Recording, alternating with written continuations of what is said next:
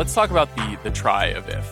If is basically a $100 million movie. It stars Ryan Reynolds, whose name we have yet to mention, and it features arguably the most star-studded voice cast in movie history. Now, obviously, this is because Krasinski is friends with a great number of very famous people. It's set in Brooklyn. The true star of the movie is Kaylee Fleming, a teenage actress, and she plays a 12-year-old girl who's lost her mother and whose father is about to have heart surgery, I think. It's not specified. Not clear. So like all of the medical parent stakes of this movie are confusing and upsetting. This is a movie that is neither for 3-year-olds nor for 13-year-olds. 13-year-olds will think it is too kiddie and too baby, and toddlers and even 5 or 7-year-olds I think are going to be like, this is a little dark and upsetting. Right. And so the whole movie is neither fish nor fowl. The whole time you're like, is this supposed to be funny? Is this supposed to be like emotionally affecting? What was it that they were going for? I could never really wrap my arms around the movie. Jonathan Krasinski is weirdly doing a Ryan Reynolds impression this entire time. So I'm like, I had the same thought. I'm just like, is it going to be revealed that it's either his imaginary friend or the girls? And by the end, they're like, oh no, Ryan Reynolds was a clown imaginary friend that you had forever. And I was like, wait, so are you going to explain who the old woman is who lives on the top floor of this apartment and the room that she's just going into every single night? And they just don't. The logic doesn't make sense. I mean, this is a little girl whose imaginary friend is a grown adult man. Like, well, it's her dad.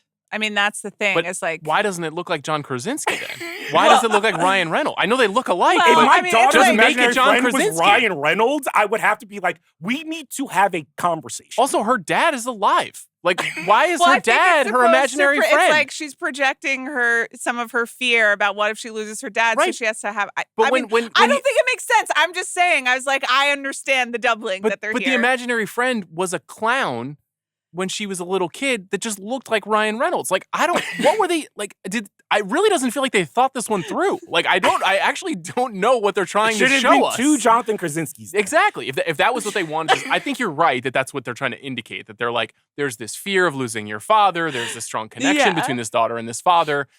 I find that very touching. If my daughter, when I wasn't there, was thinking of me, that would be beautiful to me. If she thought you were a clown, though. But she does think I'm a clown. That's part of our agreement. Right, so I get that idea, but why is it way. Ryan Reynolds? I don't understand.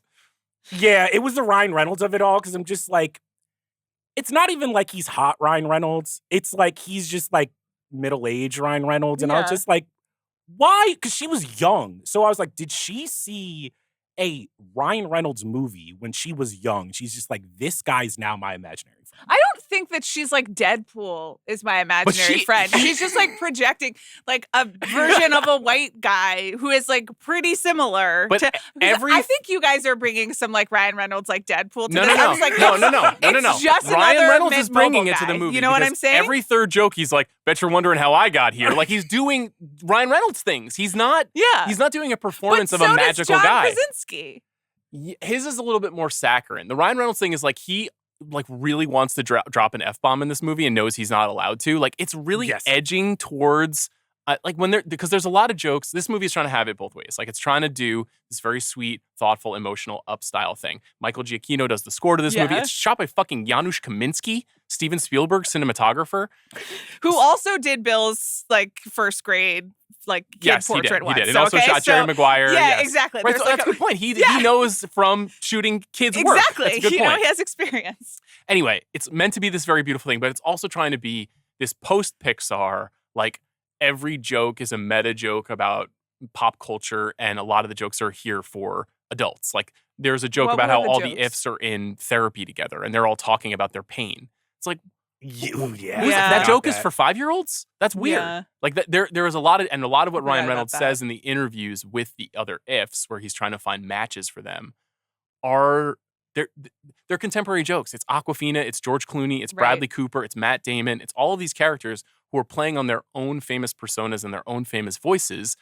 Those are jokes for adults. They're not really for kids. So I thought some of the character design was pretty good, considering they were trying to do entirely original characters.